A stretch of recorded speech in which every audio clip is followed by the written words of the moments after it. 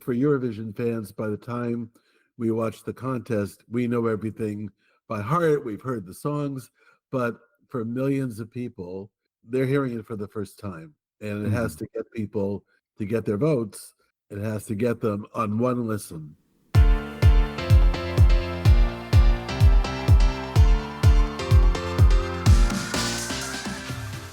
Hello and welcome to the Euro What, episode 264, dropping on April 15th, 2025. We are a pair of Americans trying to make sense of the Eurovision Song Contest. I'm Mike McComb, and I'm here with my co-host, Ben Smith. Hey, Ben. Hey, Mike. In this episode, we'll be talking about Montenegro, Luxembourg, Greece, Czechia, and Ireland with our special guest, Fred Bronson. Welcome back to the show, Fred. Thank you. Thanks, Mike. Ben, good to see you both. I'm so glad that you're here, especially since we're talking about Luxembourg today, and you had time on the show how important Poupée to Poupée de Son was to your Eurovision upbringing. Very important. Also, I don't know if you saw, I wrote a Billboard story last year on Luxembourg's return Eurovision, and when we get to Luxembourg, I could talk just a little bit about their return. In terms of getting ready for the contest any year, when do you get started? Are you following it from the start of selection season, or is there a particular point in the year? It's pretty much year-round for me, as much as Eurovision is year-round. So I don't watch every national final. I definitely watch every week of Melody Festival, which, you know, here in California, I get live at 11 a.m. Actually, one of the weeks I was in Hawaii, so I had to get up at 9 a.m. to watch it, like halfway around the world. But I never miss Melody Festival, and I try to see other finals. And I definitely try to watch the videos, the songs, the performances on YouTube when they're available. I have a section of my website called Pop Goes the World, where I have videos from all over the world. And so I add as many of the Eurovision entries in as I can, as early as I can. When it comes to the music videos, are you looking more at the live performances, the official music videos that are dropped, or is there a particular aesthetic that you look for? I try to watch both as they become available. Obviously, the performance to see what we're going to expect to see on stage, unless they change it up. But usually, as you know, what we see in a national final is usually what we're going to see on the stage, with some rare exceptions. But I like to watch the videos too, and sometimes the videos are better than the performance. Sometimes it's the other way around, right? So I try to absorb all of it. From this set, were there any particular standouts? Yeah, absolutely. And it has nothing to do with any personal bias about a country, but purely on the music. One of the songs we're talking about today is my favorite entry this year. Excellent. And that's Luxembourg.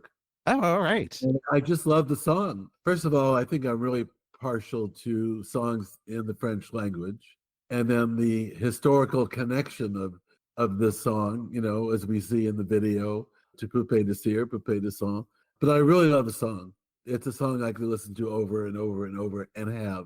Some of the songs I've only heard once, and that's enough for now.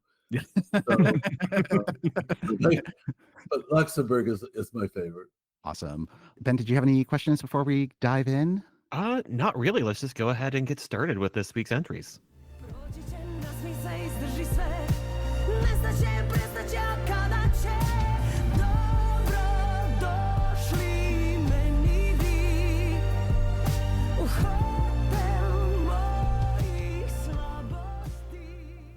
Montenegro is returning to Eurovision after a brief hiatus with the song Dobrodošli by Nina Žižić. Nina is a singer and songwriter who first gained notoriety as part of the band Negra.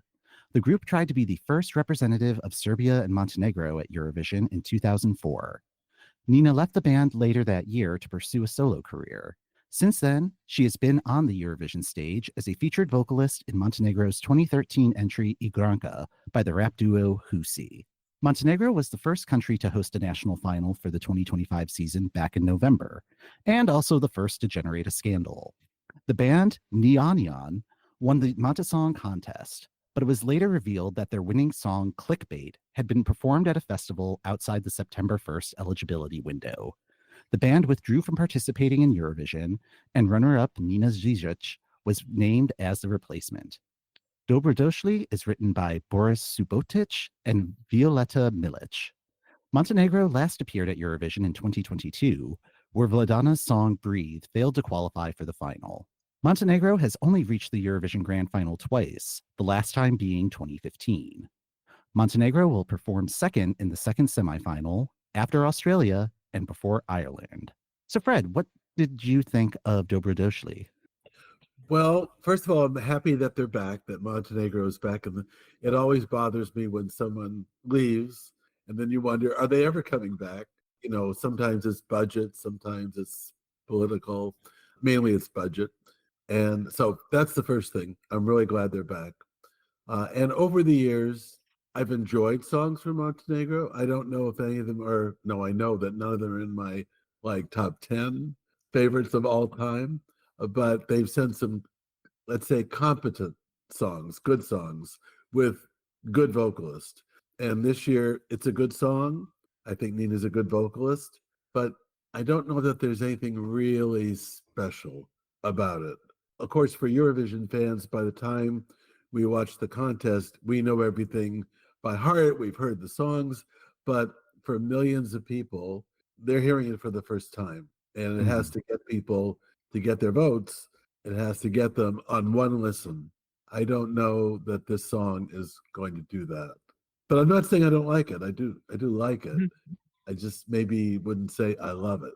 Ben, what do you think of this one? Especially since this was the first song that we knew coming out of this year's Eurovision season. Like, we've had this one for months.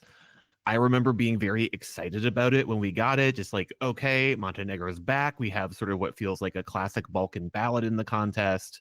Always lovely to see those. But as we've gotten more and more entries this year, I have kind of wondered in the back of my brain, where would we be thinking about Montenegro if Neon was still in the mix?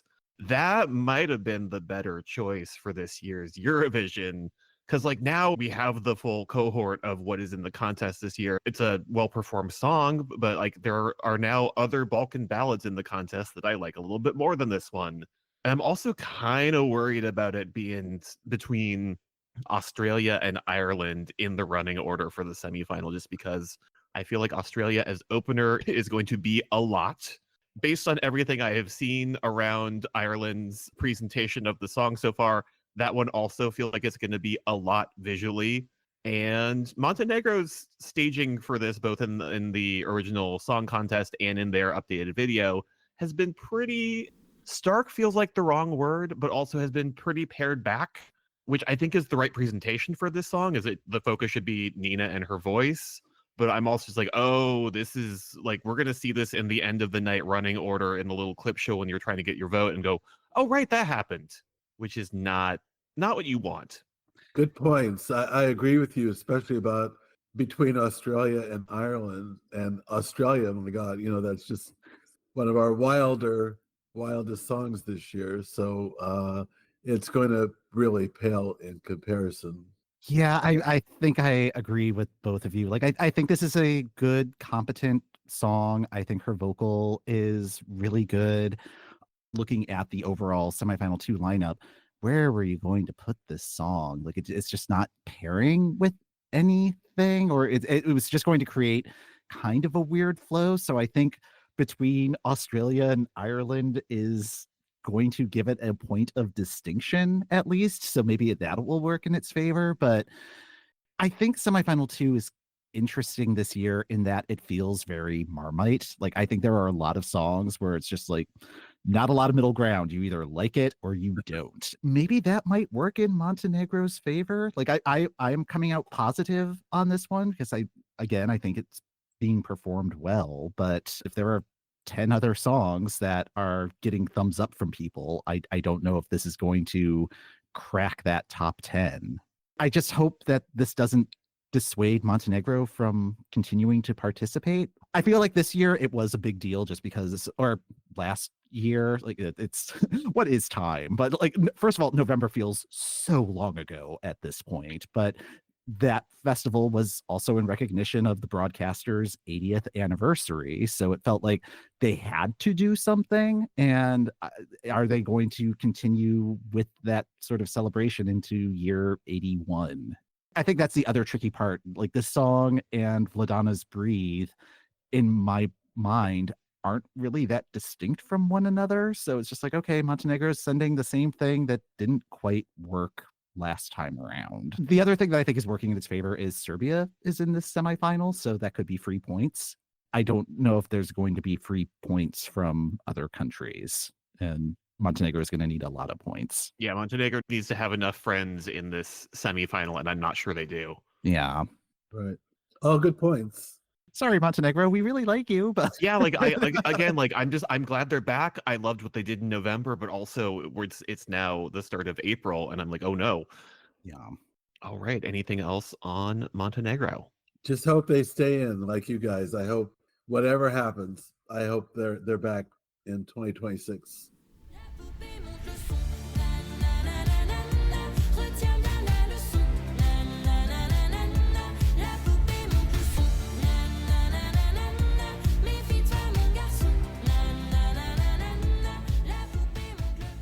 Luxembourg has selected Laura Thorn and the song La Poupée monte le son for this year's contest.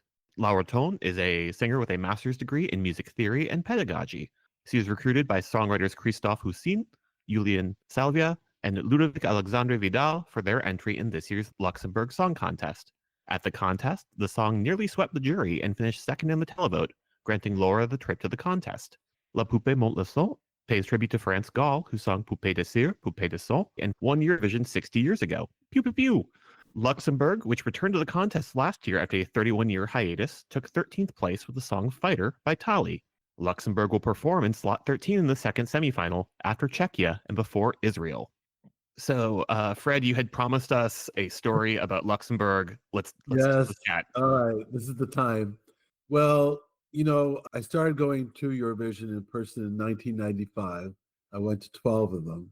And you start to see some of the same people every year, whether it's fans or heads of delegation or songwriters. And there was a young Eurovision fan who knew a lot of people I knew, so we hung out a lot. His name was Eric Lehman. In 2004 in Turkey, I stayed an extra day on Sunday before leaving, and so did Eric. So we said, well, let's get coffee that day. So we did, and he kept attending Eurovision long after Luxembourg was out of the contest. And he said to me that day, I am determined to bring Luxembourg back, and I want to be the head of delegation. So I stopped going to Eurovision in 2007, but I returned last year after a 17-year gap, which was very surreal, by the way, because some things had changed, some things hadn't. I did run into people I knew from 17 years ago, but obviously there were some people there who weren't born the last time I went to Eurovision. But I'm walking through the opening night party, and there's Eric after all these years. And he said, I've been trying to contact you, but I couldn't find your, current email or phone number. But I remember our conversation in 2004 when I told you I wanted to bring Luxembourg back. And I had this dream of being head of delegation, and you laid out the steps I should take. And he held up his badge, and it said head of delegation. And I got really emotional because, oh my God, Eric, not only are you here, not only is Luxembourg back in the contest, which it turns out Eric is the one who got them back. And that's a longer story than I will tell now, but you are the head of delegation. So that was just amazing to me. And of course they qualified. We didn't at the opening party, we didn't know if they were going to qualify, but they did, and they did well. And I'm happy personally for Eric, happy personally for Luxembourg, a country I've never been to, but would love to see one day. But that has nothing to do with how I feel about the song. I really love the song. Oh, that is incredible. Yeah, that is a delightful story. Oh, dreams do come true. Yeah. It's on Billboard.com. If anybody wants to Google Eurovision Luxembourg 2024, they'll see the whole story. Oh, excellent. Amazing. We will definitely have that linked in the show note.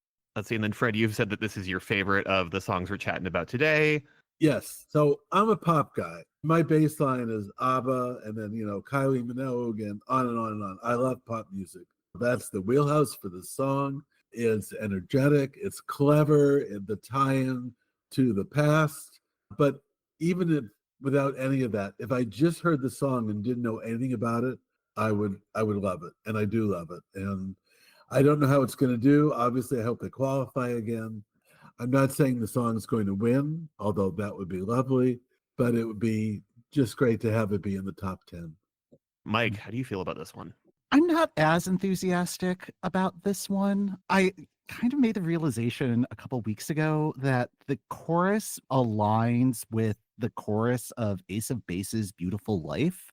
And my brain is no longer able to separate the two songs, and it's kind of like they kind of echo each other whenever I'm hearing the song. It's really throwing me off. Also throwing me off is realizing that Ace of Base's Beautiful Life came out in 1995. I would have guessed a little bit closer to 2000, but it's like, oh no, where is time? But this is another one that may also be a victim of being selected so early in the season. And there's just been the opportunity for a whole bunch of other songs coming after it to kind of take precedence in what I want to listen to.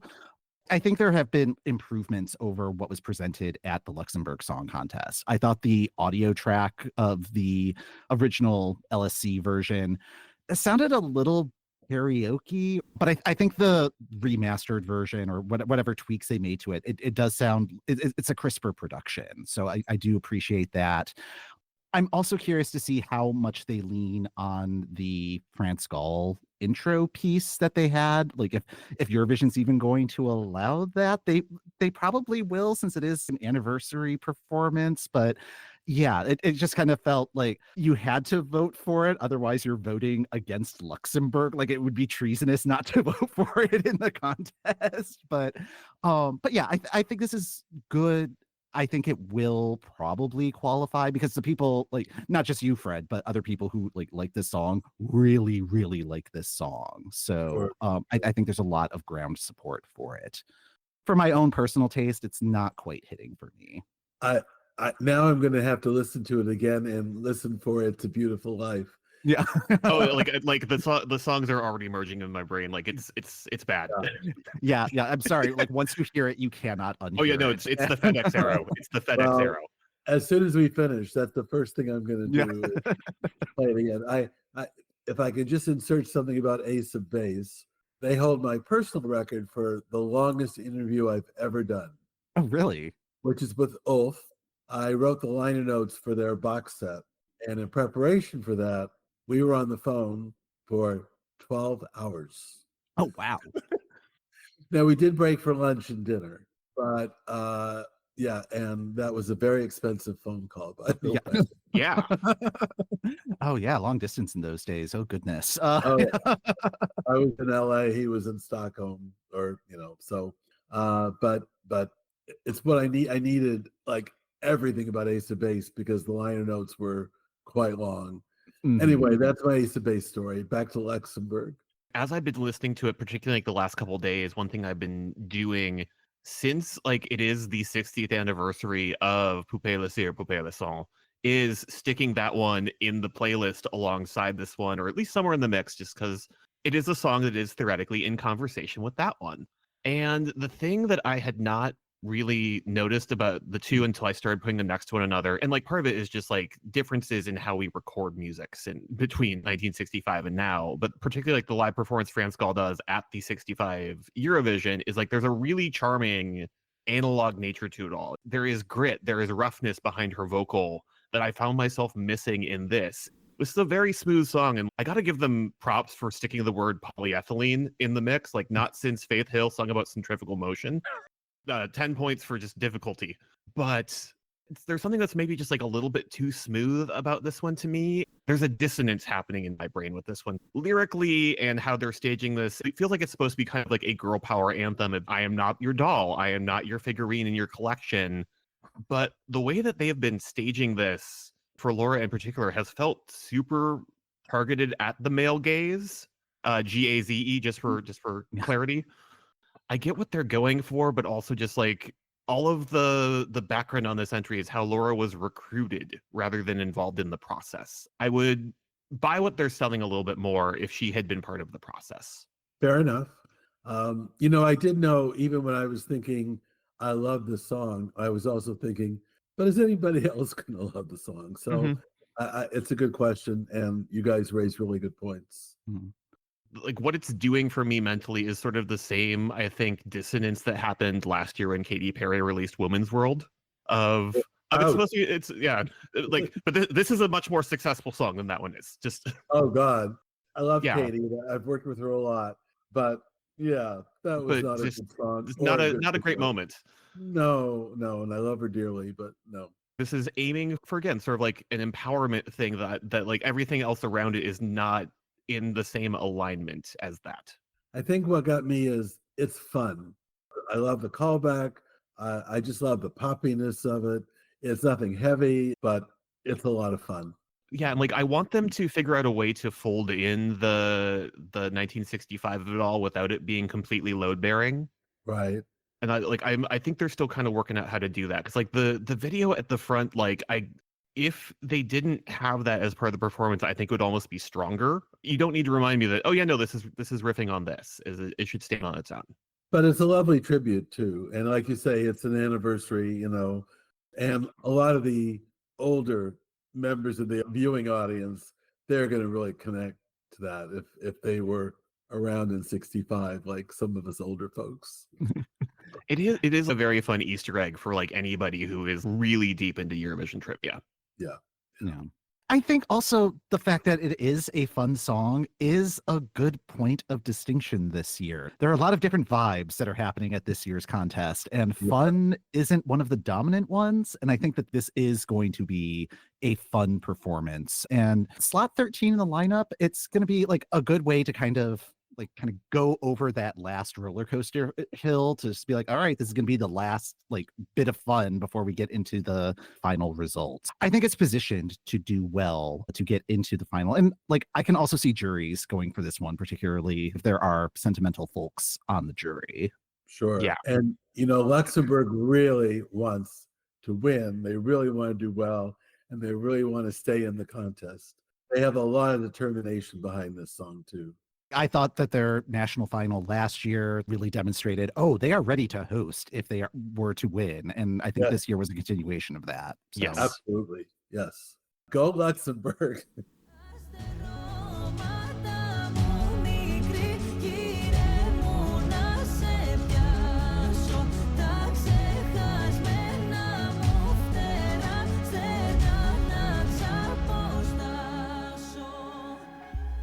Greece will be represented at Eurovision by Klavdia and her song Asteromata. Klavdia Papadopoulou is a veteran of TV singing competitions. She first appeared on Greece's Got Talent in 2017. The following year, she was a contestant on The Voice of Greece and reached the semifinals with her coach Helena Paparizou, who won Eurovision for Greece back in 2005. Klavdia signed a deal with Panic Records, and her first album single, Asteromata, was eventually certified triple platinum.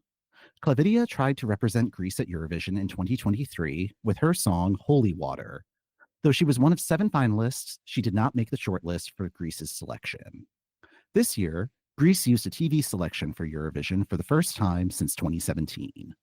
The show featured 12 songs, with the winners selected through a combination of a Greek jury, an international jury, and televote. Asteromata won the Greek jury and the televote, and finished third with the international jury, giving Klavdia the win. Asteromata is written by Demetrius Deverno Beltsos, Egion Gianni Pareniasi, Gabriel Russell, Klavdia Papadopoulou, Lucas Damianakos, and Pavlos Manolis. Last year, Greece's representative Marina Sati finished in 11th place with the song Zari. Greece will perform in the second semifinal in slot 7 after the United Kingdom's preview performance and before Lithuania. This one has really, really grown on me as I've spent more time with it. Her vocal on this is really solid. Of the various ballads this year, and just sort of thinking about how we were talking about how of the songs that are perhaps a little less fun, this one really feels like it could be a stunner on the night. I want them to figure out what the heck they're doing with the staging, because I think the whole contemporary dance thing they were doing at the Greek final wasn't quite it. I'm not even sure they need that. Like, this is one where I feel like you could just like plonk her in the middle of the arena and just let her belt for 3 minutes, and that would be, and just like the right camera angles, that's it. That's all you need. It's such a different turn from Greece than Zari was last year, but like this is another really, really strong one for me. I fully expect this one to make it to the final and do well once it gets there. Fred, what do you think of this one? Well, I'm kind of going to echo what I said about Montenegro. It's a lovely ballad. I haven't spent as much time with it as you have been, and maybe I need to do that more. And maybe I should have done it more before we did this today. But I've heard it. I've watched the video. She's very good. It's a good song. But again, so far, nothing really special stands out enough. I agree. It's probably going to make the final. Look, Greece makes great music. I mean, they have a history of not just in Eurovision, but, you know, some countries are more musical than others, and Greece is certainly a musical country. So they send good songs. They've sent some great songs. For me, so far, this is one of the good songs, not one of the great ones. But I'm willing to listen more, and many times on repeat, we get different feelings and things grow, and that could happen for me. As we mentioned earlier in conversation, for a lot of people, they're going to hear this once. They're not going to have the same sort of history of, they're not going to be like me where I listen to this over and over again in the lead up to this. Right. It is equally about that first impression. Sure, it is important. Well, we'll see. But I would agree with you. It's probably going to make the final. Yeah, I think this is the one that I am most excited to see how it will be staged. I agree with you, Ben. Like what was happening at the Greek national final, like just was not it. But I think part of that was it wasn't a shiny floor national final. Like it was just like on a stage in an auditorium. And I think with a graphics package, and I'm thinking about the Basel stage and how they have the sort of like picture frame shadow box concept that they're working with. I think this song will work really well with that, depending on what sort of story they want to tell with their staging. I'm really hoping that they take advantage of that. But even if they don't, I think plopping Klavdia center of the stage and just having really good lighting cues and really good camera angles will work. Like I think she's so incredibly magnetic. Like she just has this presence about her where it's like, oh, I need to listen to what she's saying. The first time that I saw this at the Greek final, it's like, oh yeah, that song was good. It didn't like immediately grab me, but in preparation for this, I'm listening to the song like in my headphones and I'm able to hear like all of the subtle instrumentation that's happening. On the night, I think it's going to kind of depend on what people's TV setup is and like how good is your audio coming from your TV? Are you going to be picking up on that, or is it just going to be the vocal that's going to have to carry it through?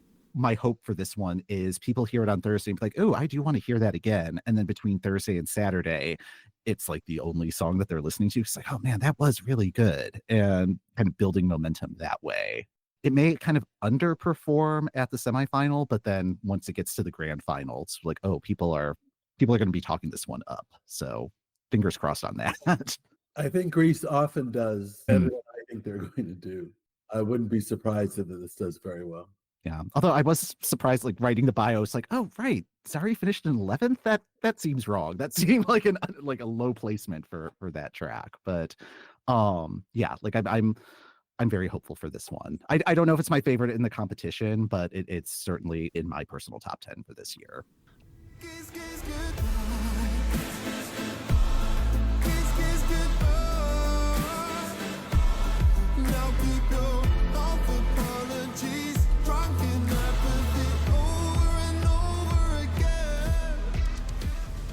Czechia has internally selected ADONXS and his song Kiss Kiss Goodbye for Eurovision 2025. Adam Pavlochin, who performs their name ADONXS, is a singer, dancer, model, and LGBTQ+ activist.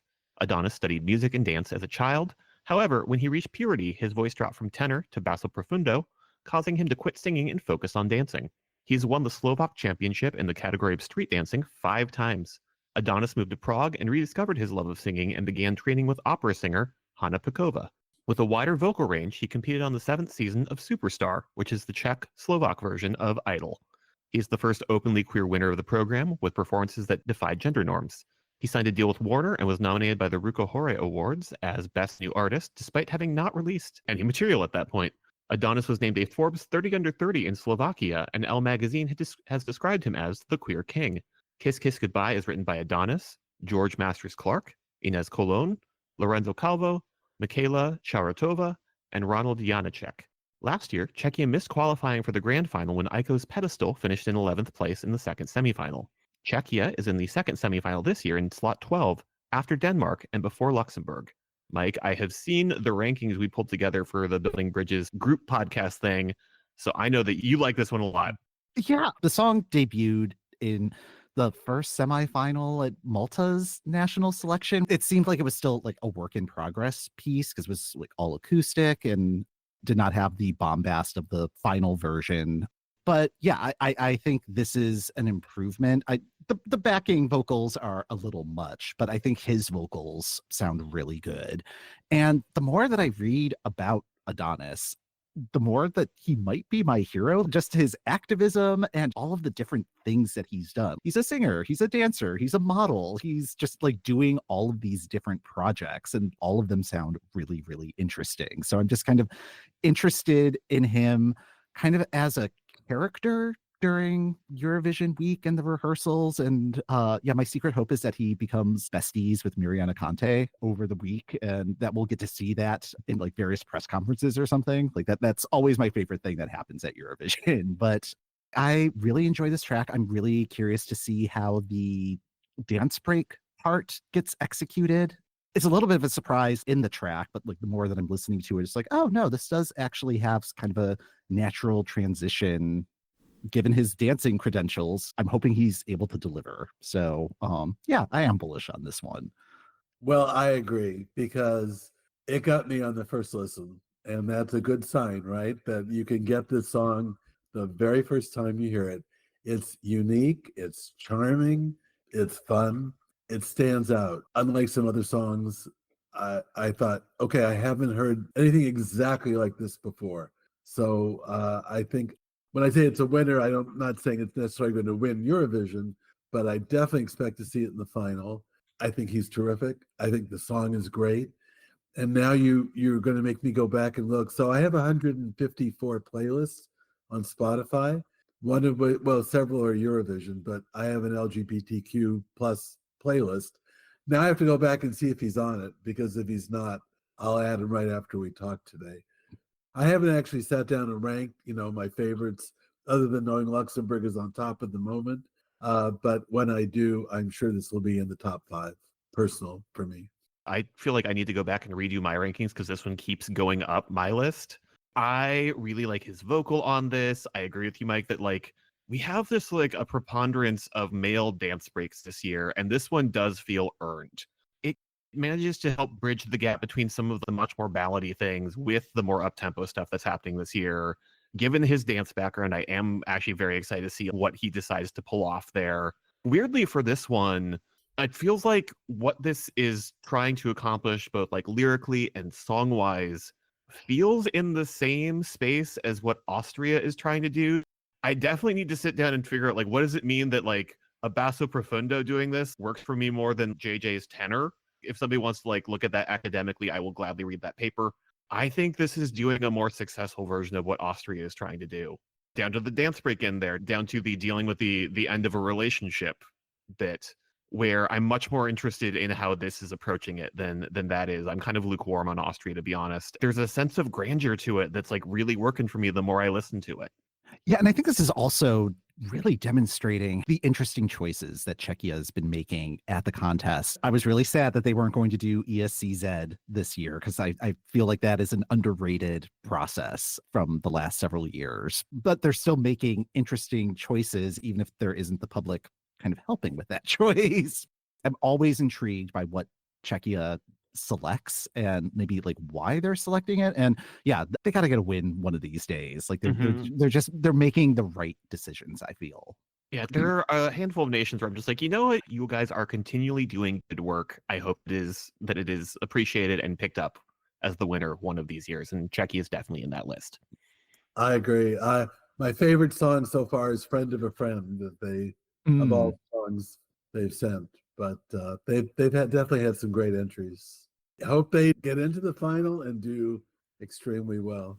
I hope like I never died, and that she's been surrounded still, and that she has a party in the air and always will. I hope that she is dancing every night among the stars. I hope Laika is alive, like a party in EMMY won Ireland's Eurosong competition and will represent the Emerald Isle with the song Laika Party. EMMY Christensen is originally from Norway and has participated in both the junior and adult versions of NRK's Melody Grand Prix. She reached the NRK MGP Grand Final in 2021 with the song Witchwoods, but did not qualify for the Super Final. EMMY has also been on the writing team for other Eurovision hopefuls, including Woman Show for NRK MGP 2024 and Citizen's Supernova entry from this year, Romtai. Laika Party was a collaboration developed at a Norwegian songwriting camp. The song was submitted for this year's NRK MGP, but was not selected. Ireland's Eurosong swooped in and gave the song a chance. Laika Party won the national jury and televote, plus finished second with the international jury. This near sweep was more than enough to get the ticket to Eurovision. Laika Party is written by EMMY, Erlend Christensen, Henrik Ostlund, Larissa Tormi, and Truls Marius Aura. Last year, Ireland qualified for the grand final for the first time since 2018. Doomsday Blue by Bambi Thug finished in 6th place, Ireland's best placement since their 2000 entry, Millennium of Love, which also finished 6th. Ireland will perform in the second semifinal in slot 3 after Montenegro and before Latvia. So Fred, what do you think of Ireland's entry? Well, I like it a lot better than last year's entry. I knew Bambi was going to do great. I liked half of her song last year. I didn't care for the other half. You could probably guess which half I liked and which half I didn't. But I knew she was going to do really well in the. In fact, I thought she was going to do even better than she did. Laika Party. I think the first thing that I think of is, as you guys know, this is not the first Norwegian-Irish connection. The very first Eurovision I went to was 1995 and Secret Garden, which was Norway and Ireland coming together, one with Nocturne. I don't think Laika Party is going to win, but I think it will be one of Ireland's best entries in recent times. Actually, will Ireland ever win again? That's a big question, and maybe someday. But I really like Laika Party. I like the performance. I like the song. Again, you know, I'm a pop guy, and fun is a big element for me in a song. But I think it's just enjoyable, and another song you can get on the very first time you hear it. Ben, what do you think of this one? I mean, I've just been internally screaming about that Millennium of Love bit, just knowing, just like having, just where our show's gone in the off season last season, just like, oh, right. But that's neither here nor there. So one thing that I did in prepping for this week's episode is blocking myself from going to the Laika page on Wikipedia. I like the general idea of this song, and like this is the one that's been getting stuck in my head, weirdly enough, of just like the little between chorus section is real catchy and just really just lodges in your brain. The video of this song helped me because it's like, okay, I know, like if this is like an 8-year-old's daydream about having learned in Laika at school, yes, this is good. This makes sense. If this was Ireland's junior Eurovision entry, I would be very bullish on it. I'm like, this is great. This is perfectly calibrated at this level. As an adult Eurovision entry, I just have to turn my brain off for the verses, and once I do that, I'm good. I have friends who are at various levels of Eurovision enjoyment that are less than my own, and all of them have told me how much they enjoy this song, and I've just sort of been like, because I'm just like, okay, but there's so many other things about Laika, and I just need to like tamp that down. The combo of this and Australia at the opening of the show, correct move. I think this has a chance to just do something very visual, and I think it will be appreciated. I think Ireland has a chance of getting back to the grand final again. I don't know where it goes from there compared to like Bambi Thug, because that was such a breath of fresh air for Ireland. But I don't know. I think this has enough legs to get to the final. I can't with this song. I mean, part of it is just like Emmy's vocal tone just operates on a frequency that does not play well with me. So like, I don't think there was anything that could be done to I don't want to say fix that. It's not her fault, but it's like that does not work for me. The structure of the song, it does feel very 90s. Like I don't want to use this term, but kind of Euro trash, La Bouche and Aqua. Yeah, like, but it needs like the like vocal hype man that's like part of that like sort of freestyle piece of it. And I think that's what's missing from the song. I'm really curious what the people who only watch Eurovision on the night, particularly people who are like channel surfing and just land on Eurovision and be like, oh yeah, I guess that's tonight. like how confused they're going to be by this entry. It's like, oh, is this what Ireland's doing now? Because it is so off-brand for Ireland. I appreciate that Ireland is exploring like going off their brand, because their brand had not been working for several years. I don't know if this is necessarily the right direction, but you got to try it to see if it works. It might get through, although people may also be legitimately confused and just like, wait, why am I not able to vote for Norway in this semifinal? I think this stands a chance, but I could also see it finishing in 11th. I think it's going to be a close call if it gets to the final. And I don't see juries going for this one. But yeah, like I think if it gets to the final, it's not going to get jury points. I don't even know if they need to necessarily reconceive the performance from Eurosong. Like the fact that they're going to be on a larger stage might allow that performance to breathe a little bit more. Because yeah, the Eurosong stage is just such a terrible venue, and like actually in the arena, maybe I'll be a little bit more receptive to it. You know, when you mentioned La Bouche and Aqua, I go, oh, that's why I like it. I love La Bouche and Aqua. Oh yeah, no, like it's hitting me right in like the 90s Eurodance sweet spot. Like I think that's what's got going for it. Yeah. All right. Anything else on Norway? You mean Ireland? Well, that's stayed in the recording. Right there, right? Yeah. Not your problem, but their problem. Oh goodness, yeah. That is part of it for me too. Is just like it's such a weird choice for Ireland that now EMMY has to spend like the next month and a half just sort of. I have always loved Ireland and the Irish people. Right. Well, like I say, it worked for Secret Garden. Well, Fred, thank you so much for joining us to chat about these. Are there any other entries that we have not discussed today that you were excited about this year? Well, it was a real battle, wasn't it, between Mons and Kai? You know, everyone thought Mons was going to win until I think the last few days when it became apparent that no, it was going to be Kai. And God bless Sweden for going with something different rather than the same old, same old. As much as I like Mons, I think he's one of my favorite artists. But I think Sweden could probably win this. I've been wrong many, many, many times, so don't go by me. My record isn't that great. Every once in a while I go, oh, yeah, I picked that one. But it will not surprise me if Sweden wins. And it's probably my favorite so far. But I'm almost Swedish, not really.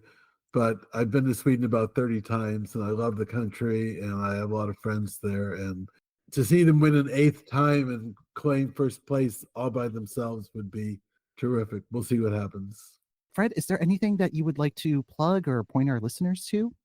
I have a new book out called Rockin the Kremlin, which has a lot of Eurovision content.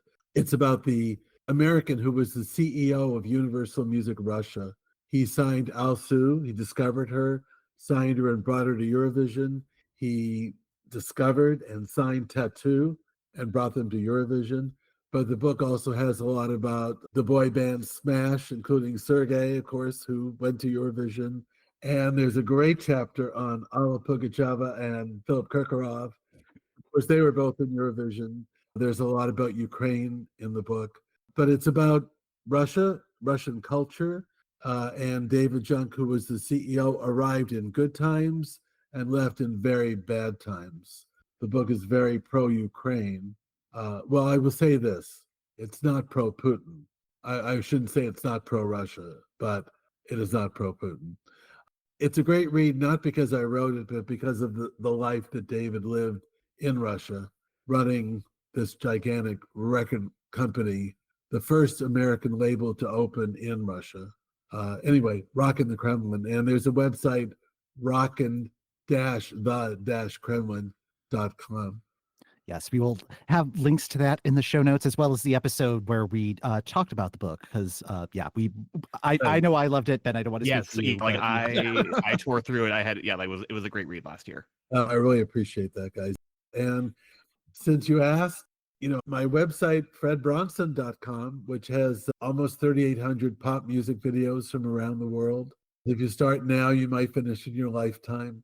And I add to that every day. But there's also all my Billboard stories about Eurovision and American Idol and many other topics. Thanks. That's going to do it for this episode of the Euro What. Thanks for listening. The Euro What podcast is hosted by Mike McComb, that's me, and Ben Smith. That's me. You can find our full archive of episodes on our website at Eurowhat.com. If you're looking for us on social media, you can find us throughout the week on Blue Sky at Eurowhat. Next time on the Euro What, Semifinal 2 continues with discussions about Finland, Malta, Latvia, Lithuania, and Armenia with our special guest, Maura Johnston.